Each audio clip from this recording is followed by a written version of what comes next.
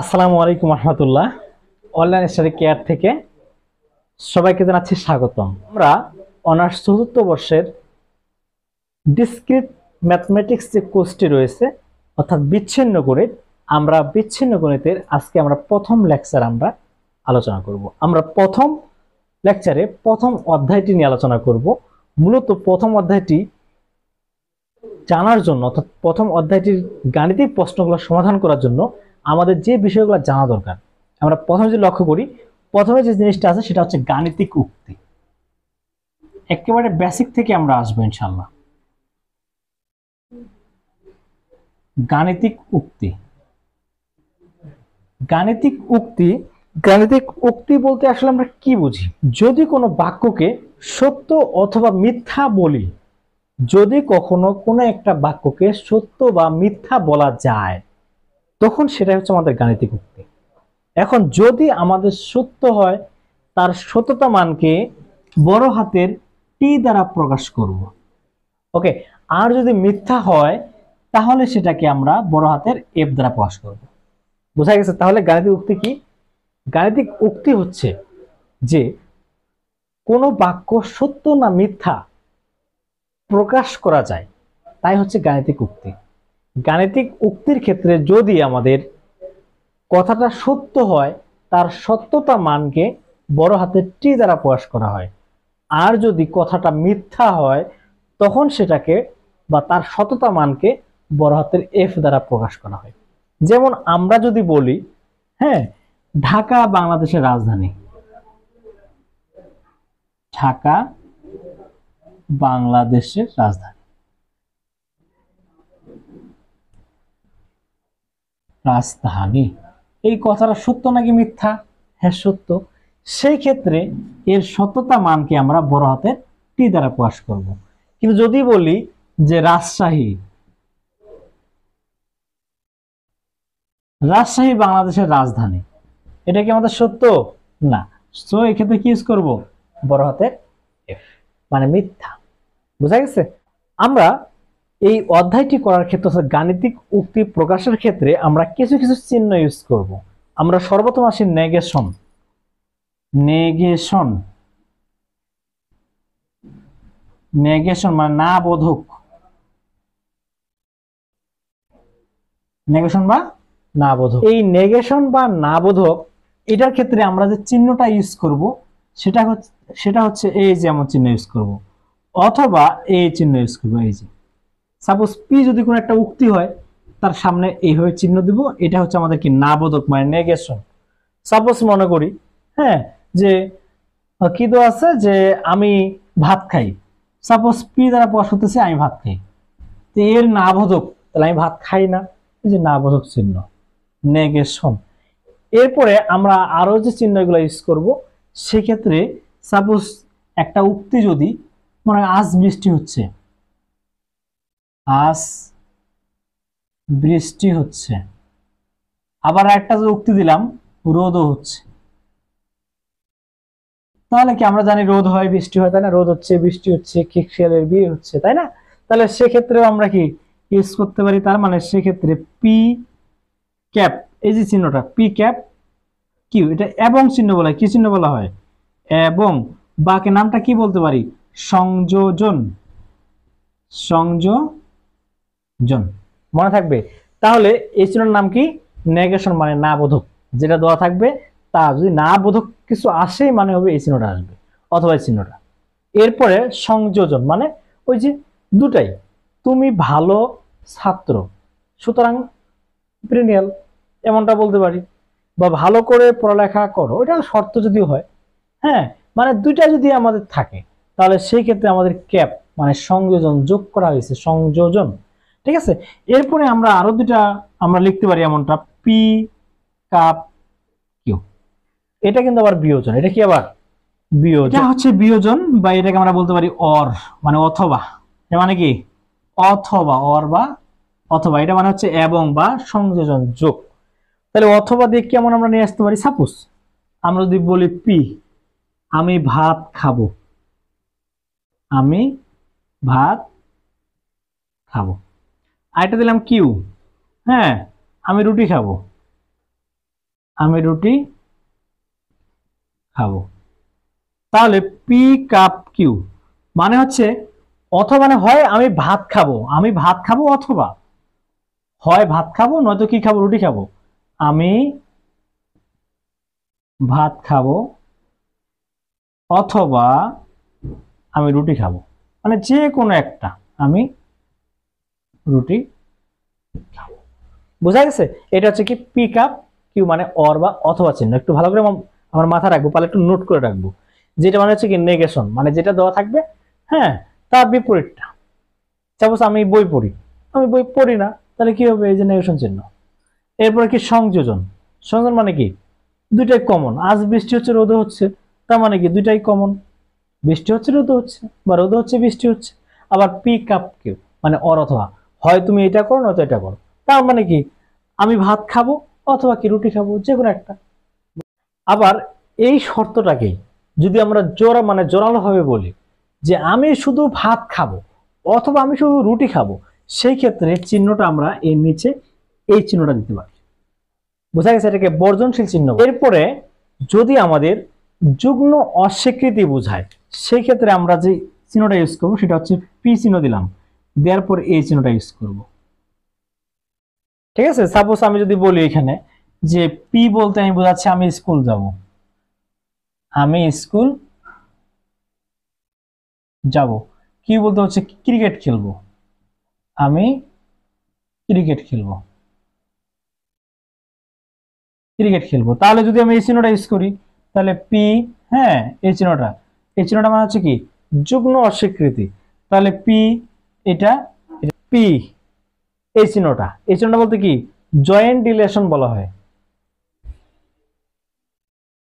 Joint Daniel.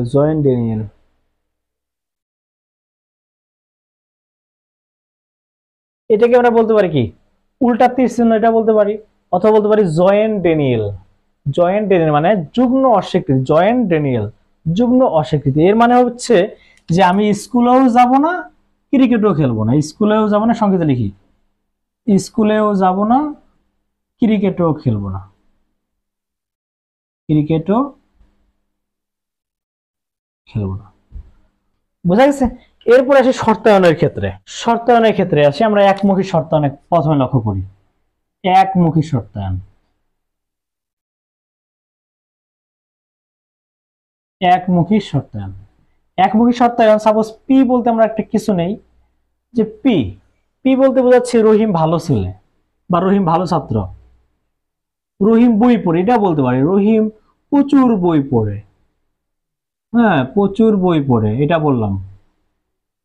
তারপর Q বলতে আমরা আরো একটা উক্তি নিচ্ছি, সেটা হচ্ছে সে ভালো রেজাল্ট করবে বা সে পাস করবে বা রহিম পাস করবে, একই কথা। ঠিক আছে? তাহলে যদি আমরা একমুখী শর্তায়ন ইউজ করি, সেটা সাপোজ পি দিলাম, পি বলতে আমাদের রহিম প্রচুর বই পড়ে এই উক্তিটা, তারপরে এইভাবে একটা চিহ্ন দিব, এটা হচ্ছে আমাদের একমুখী শর্তায়ন চিহ্ন। তারপর কি দিব? কিউ।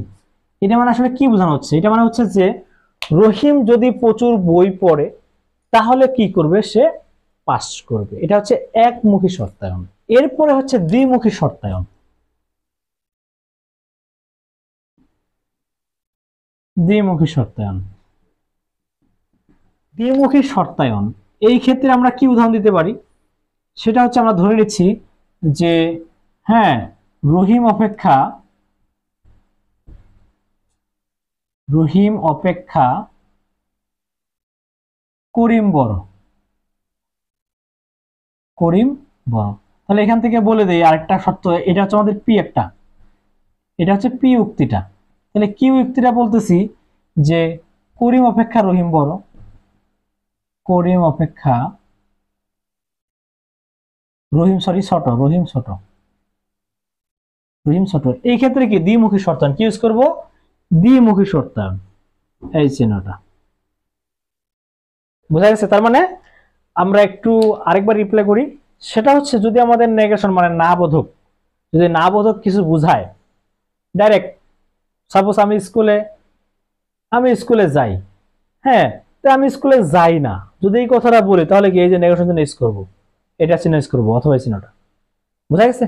এরপরে সংযোজন, আমি স্কুলেও যাই, একটা উদাহরণ হিসেবে বলতে পারি, স্কুলেও যাই, ক্রিকেটও খেলি, দুইটাই, আজ স্কুলে যাব ক্রিকেট খেলবো, এমনটাও হতে পারে।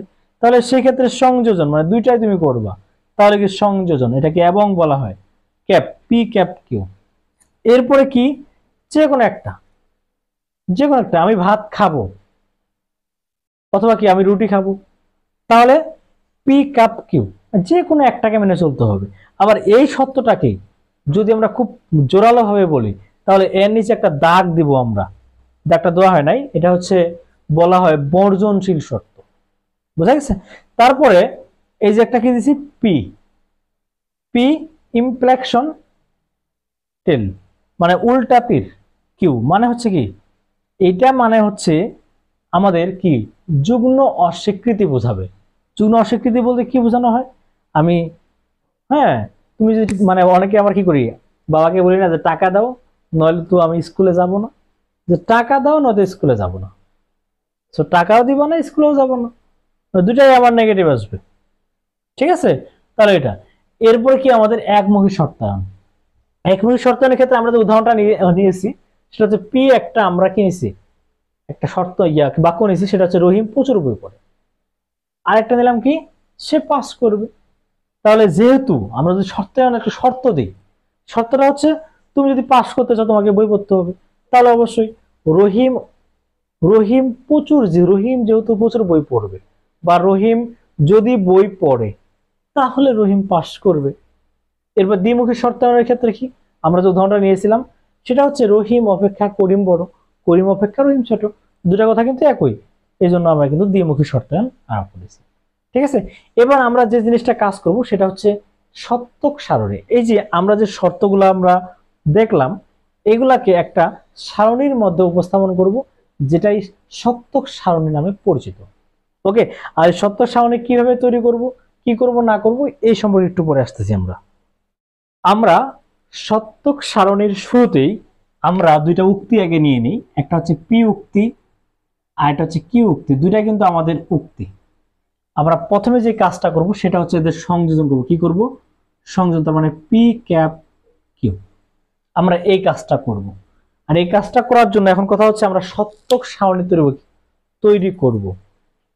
সত্যক সারণী কিভাবে তৈরি করব আর কয়টায় বা ঘর দেব, আমরা যে জিনিসটা মাথা রাখবো সেটা হচ্ছে সবসময় এটা 2 পাওয়ার n সংখ্যক ঘর হবে। কি হবে? 2 পাওয়ার n সংখ্যক। তাহলে 2 পাওয়ার উপাদান কয়টা? দুইটা আছে না, সো ঘর কয়টা হবে? 4টা। এই জন্য আমরা 4টা ঘর দিয়ে দেবো।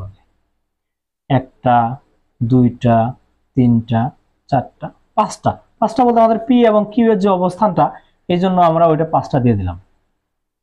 তাহলে এটা হচ্ছে আমাদের পি, এটা হচ্ছে আমাদের কিউ, এটা হচ্ছে পি ক্যাপ কিউ। বোঝা গেছে? তাহলে এটা, এরপরে কাজ হচ্ছে আমরা আসলে কি করব, তাই না? আমাদের জানি যে সত্য হলে পরে সেটার ক্ষেত্রে সত্যতা মান হচ্ছে টি, মিথ্যা হলে পরে সত্যতা মান হচ্ছে এফ। সেই ক্ষেত্রে আমরা পূরণটাই বা কেমনে করব, এখানে তো কোনো কিছু বলেই নেই, তাই না? কথা হচ্ছে আমরা লক্ষ্য করবো এখানে আমাদের কি আছে, 4 আছে না, এই 4টাকে এবার যেহেতু দুইটা উপাদান, আমরা এই 4টাকে আগে 2 দ্বারা ভাগ করব। কি দ্বারা ভাগ করব? 2 দ্বারা। তাহলে কয়টা হয়? 2 হয় না? এই জন্য প্রথমটাতে আমরা টি দিব, পরেরটাতে টি দিব, পরেরটাতে এফ দিব, পরেরটাতে কি দিব? এফ দিব। প্রথমটা কাজ শেষ। এবার আমরা কি ভাগফল, আমরা কি পাইছি? 2 পাইছি না, এটাকে আবার 2 দ্বারা ভাগ করি, তাহলে কত পাবো? 1। তার মানে প্রথমটা টি, পরেরটা এফ, প্রথমটা টি, পরেরটা হচ্ছে এফ, এই সিস্টেম। তাহলে যদি আমাদের 3টা যদি হইতো তাহলে কি হইতো, আগে ওইটা অঙ্কন করি। সাপোজ আমাদের 2 পাওয়ার কিউব মানে 8টা ঘর, 2টা, 3টা, 4টা, 5টা, 6টা, 7টা, 8টা। ওকে, তাহলে আমাদের 3টা ঘরের ক্ষেত্রে তাহলে কি হবে? এমনটাই তো নাকি, এটা হচ্ছে পি, এটা হচ্ছে কিউ, এটা হচ্ছে 8, 1 2 3 4 5 6 7 8, কারণ 2 পাওয়ার কিউব 3টা উপাদান, 2 পাওয়ার কিউব মানে হচ্ছে কয়টা? 8টা। তাহলে 8টা দিয়ে দিলাম। এরপরে আমরা কিভাবে টি টি এফ দিব আমরা সেটা করার জন্য, তাহলে এটাকে আমরা কি করবো? 2 দ্বারা ভাগ দিয়ে দিব। কি থাকে থাকুক, কয়টা উপাদান থাকে থাকুক, আমরা আগে 2 দ্বারা ভাগ করবো। তাহলে 2 দ্বারা ভাগ করলে কত? 4 দুগুণে কত হয়? 8। তাহলে প্রথম 4টা হচ্ছে আমার টি, পরের 4টা হচ্ছে এফ। তাহলে প্রথম 4টা টি, 1 2 3 4, 1 2 3 4। এখন অনেকেই বলতে পারে যে আপনি বললেন প্রথম চারটা টি পরে চারটা এফ, আমরা যদি পরে প্রথমের চারটা যদি এফ লিখি পরে চারটা যদি টি লিখি কোনো সমস্যা নেই হবে। এরপরে এই 4কে আমরা আবার 2 দ্বারা ভাগ করি, তাহলে কি পাবো? 2 দুগুণা 4, এর মানে 2 পাবো। তাহলে প্রথমেরটা টি পরেরটা টি, তারপরটা এফ, তারপরটা এফ, পরেরটা টি পরেরটা টি, তারপরটা এফ, তারপরটা এফ। বুঝা গেছে?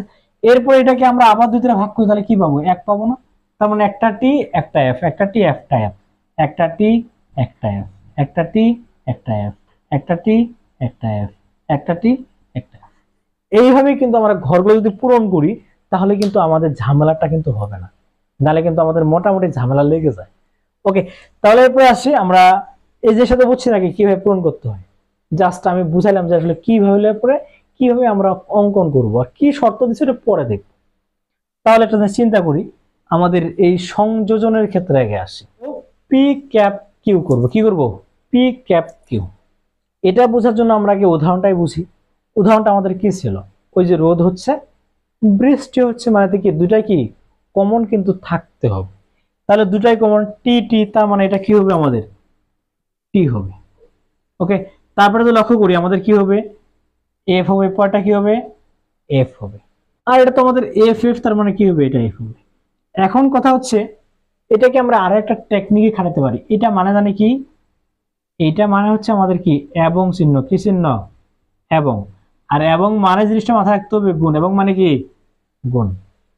আর একটা কাজ করব, টি এর মানটাকে আমরা 1 ধরবো। টি এর মান কি ধরবো? 1। তাহলে 1 ইনটু, এখানে টি এর মান 1 ইকুয়াল টু কি হয়? 1 হয়। 1 হলে জানে কি? টি, সো দ্যাট টি। এরপরে টি এর মান হচ্ছে 1, এফ এর মান হচ্ছে 0, গুণ করলে কি হয়? 0 এর জন্য এফ। ঠিক এটাও কি এফ, এটাও কি হবে? 0। বোঝা যায় জিনিসটা? আমরা টেকনিকেও মাথায় রাখতে পারি, আমরা এই সিস্টেমেও করতে পারি। বাস্তবেও যদি আমাদের উদাহরণ হিসেবে লক্ষ্য করি তাও হয়, যদি আমরা এটাকে ধরে নিয়ে কাজ করি তবু কিন্তু হবে। বোঝা গেছে? আচ্ছা, আমরা আরেকটা কাজ করি, সেটা হচ্ছে এখানে আমরা 3টা উপাদান নিয়েছিলাম, তাহলে এটা ক্ষেত্রে কি হবে? পি ক্যাপ কিউ ক্যাপ আর। এটা ক্ষেত্রে তাহলে কি হবে? তাহলে এটার ক্ষেত্রে আমাদের এটা যদি 1 ধরি, 1 ইনটু 1 ইনটু 1, তার মানে এটা হবে কি? 1 হবে না? 1 মানে জানি কি আমাদের টি হবে। বাকি এগুলোর ক্ষেত্রে আমাদেরকে আর কোনো টি আছে নাকি? আর কিন্তু নাই। সো সবগুলো কি হবে? এফ হবে। F F F F F. জিনিসটা কি বোঝা গেছে? আমরা কি শিখলাম? আমরা সংযোজন শিখছি। এবার যদি আমাদের পি কাপ কিউ বলে, পি কাপ কিউ, সেই ক্ষেত্রে কি হবে? সেই ক্ষেত্রেও কি হবে? তাহলে পি পাওয়ার কি হবে? স্কোয়ার, মানে 4টা ঘর, 1 2 3 4 5টা দিয়ে দিলাম, কারণ পি কিউ আমরা অবস্থান করাবো। তাহলে এটা হচ্ছে P Q, P cap Q. তাহলে আমাদের জানে কি ছিল? 2 পাওয়ার 2, মানে কটা? 4টা। 4টাকে 2 দ্বারা ভাগ করলে কি হয়? 2। তাহলে আমাদের কি প্রথমটা টি পরেরটা টি, তারপরটা এফ, তারপরটা এফ দিলাম। এবার দুইটাকে যদি ভাগ দিই 2 দ্বারা তাহলে কি হবে? একটা হবে। তার মানে একটা টি একটা এফ, একটা টি একটা এফ। এরপরে আসে কি? কাপ। আচ্ছা, কাপের ক্ষেত্রে এটা মানে জানে কি আমাদের? এটা মানে হচ্ছে অথবা, অথবা। ঠিক আছে? বাকি এটাকে আমরা বলতে পারি, হ্যাঁ, এটাকে বলতে পারি আমরা যোগ বলতে পারি। কি বলতে পারি? যোগ বলতে পারি। ঠিক আছে? বয়ের নাম হচ্ছে, মেন হচ্ছে অর। নামটা কি? অর। ইন্টারেস্ট ছিল অর গেট। ঠিক আছে? ওইটার মতো মূলত কাজ করবে। তাহলে অর। তাহলে একটা জিনিস যদি লক্ষ্য করি, এটা হচ্ছে P cap Q. P cap Q মানে কি ছিল? যে হয় এইটা, না হয় কি ওইটা। আমি ভাত খাবো অথবা কি রুটি খাবো, জিনিসটা কিন্তু এমনটা। তাহলে সেটার ক্ষেত্রে আমরা যে কাজটা করতে পারি, এখানে এর মানটা 1 ধরছিলাম না? 1 এ ধরবো, 1 প্লাস, তাহলে কি হবে? 1 মানে কি 2 না? এটা মানে তাহলে কি হবে? 3 হবে।